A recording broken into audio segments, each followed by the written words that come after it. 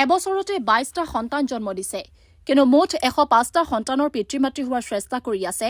Christina গেলিপে 26 বছৰীয়া Christina আৰু 60 বছৰীয়া গেলিপৰ সংসাৰখনত একোৰে অভাৱ নাই স্বামীৰ বয়স অলপ বেছি যদিও কোনো দুখ নাই ক্ৰিষ্টিনাৰ ৰাছিয়াৰ সুন্দৰী ক্ৰিষ্টিনাৰ স্বামী গেলিপৰ আছে অগাধ সম্পত্তি তুৰস্কৰ ব্যৱসায়ীজনৰ কেইবাখনো দেশতেই ব্যৱসায় আছে সেইবাবে 105টি সন্তান জন্ম দি এখন গাঁও প্ৰতিষ্ঠা কৰিবলৈ মন বান্ধি লৈছে ক্ৰিষ্টিনাই অৱশ্যে ক্ৰিষ্টিনাক সন্তান জন্ম দিবলৈ স্বামীয়ে হেঁচা দিয়া নাই যোৱা বছৰটোত ক্ৰিষ্টিনাই মাত্ৰ এটা সন্তানহে প্ৰসৱ কৰিছে অৱশিষ্ট 22টা সন্তান সাৰোগেচিৰ জৰিয়তে জন্ম দিছে গেলিপে সাৰোগেচি আৰু সন্তানৰ প্ৰতিপালনৰ বাবে গেলিপে এবছৰত 160 কোটি টকা খৰচ কৰিছে ধন খৰচ হলেও চিন্তা কৰা নাই চহকী ব্যৱসায়ীজনে সুন্দৰী পত্নীৰ মনোকামনা পূৰ্ণ কৰিবলৈ তেওঁ ভাড়া কৰিছে কেইবাগৰাকীও মহিলা তেওঁলোকৰ গৰ্ভ ভাড়াত লৈছে গেলিপে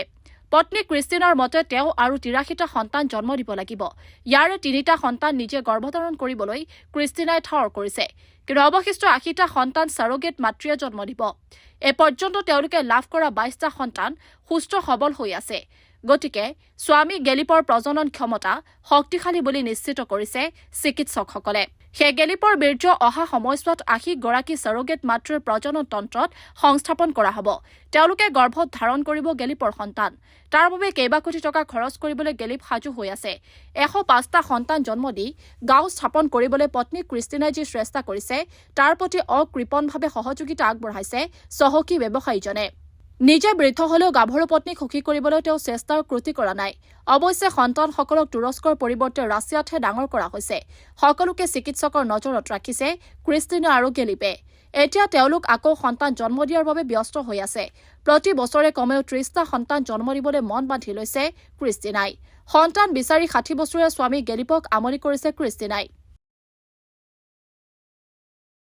এবছৰতে 22টা সন্তান জন্ম দিছে কিন্তু মুঠ 105টা সন্তানৰ পিতৃ-মাতৃ হোৱাৰ চেষ্টা কৰি আছে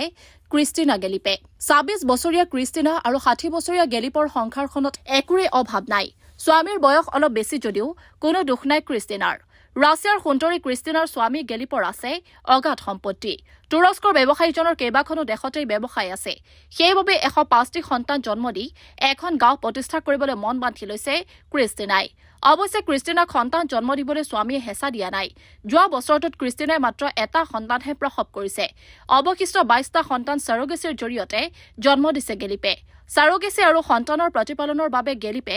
এবছৰত 160 কোটি টকা খৰচ কৰিছে ধন খৰচ হলেও চিন্তা কৰা নাই চহকী ব্যৱসায়ীজনে সুন্দৰী পত্নীৰ মনোকামনা পূৰ্ণ কৰিবলৈ তেওঁ ভাড়া কৰিছে কেইবাগৰাকীও মহিলা তেওঁলোকৰ গৰ্ভ ভাড়াত লৈছে গেলিপে